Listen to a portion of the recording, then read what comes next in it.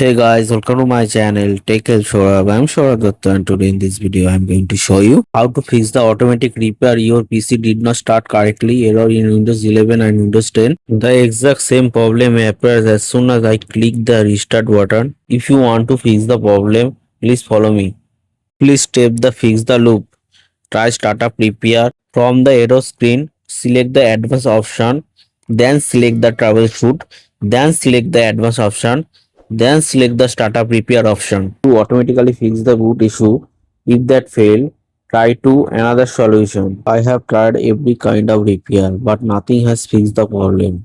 If nothing else has worked for you, you can fix it using this method. First, click on the restart option immediately after clicking.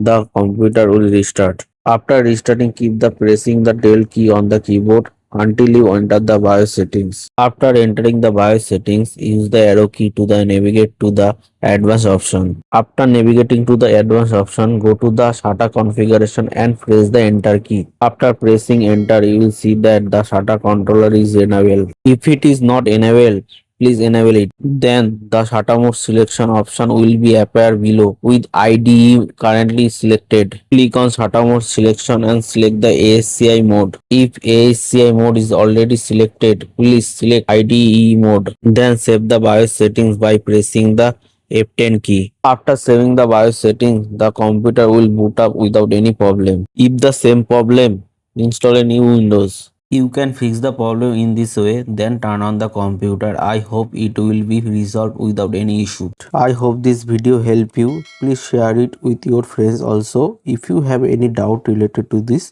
let us know in the comment box below. If you like the video, don't forget to like, share and subscribe to my YouTube channel.